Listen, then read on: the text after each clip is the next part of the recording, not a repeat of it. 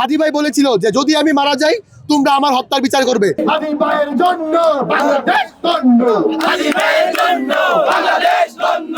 গত কিছুদিন আগে আমাদের ইনকিলাব মঞ্চের মুখপাত্র হাদি ভাই, যিনি আগে থেকেই ভারতের অগ্রাসনের বিরুদ্ধে ছিলেন এবং ফিসিবাদের বিরুদ্ধে আন্দোলন সংগ্রাম করেছেন, এবং উনার যেই কথাবার্তা, উনি যেভাবে ভারতকে রুখে দিতেন, আওয়ামী লীগকে রুখে দিতেন, সেই রুখে থাকার উনি যে সেই আওয়ামী লীগকে যদি আমরা বলতাম যে ইনকিলাব মঞ্চে কেউ থাকলে সেটা হচ্ছে হাদি ভাই।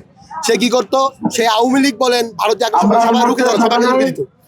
সেই হাদি ভাইকে যখন গুলি করা হয়েছিল, গুলি করার পর উনাকে বাংলাদেশে চিকিৎসা দেওয়া হয় এবং সেই চিকিৎসা পর সিঙ্গাপুর উনি মারা যাওয়ার পর, হাদি ভাই মারা যাওয়ার আগে একটা কথা বলে গিয়েছিল যে যদি আমি মারা যাই তাহলে আমার হত্যার বিচার করবে। সেই ভিডিওটা আপনারা হয়তো দেখেছেন, ইন্টারনেটে ভাইরাল হয়েছিল। তো হাদি ভাই বলেছিল যে যদি আমি মারা যাই তোমরা আমার হত্যার বিচার করবে, তাতে ভবিষ্যতে আরো হাদি উঠে আসবে। তো আজকে আমরা এখানে এসেছি একটি কারণ, যে হাদি ভাইয়ের মৃত্যুর বিচার আমরা করে ছাড়বো এবং যারাই হত্যাকাণ্ডের সাথে জড়িত তাদেরকে বিচারের আওতায় আনবো, এবং এর মাধ্যমে আমাদের ভাইয়ের আত্মার মাগফিরাত কামনা হবে এবং যুগে যুগে আরো হাদি উঠে আসবে।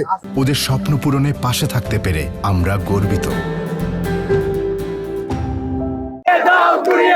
আমরা সবাই হাদি হব, ইনকিলাব ইনকিলাব একটা একটা হালিফার আমরা ভুলি না, একটু পিছনে হাদি ভাই আমরা ভুলি না,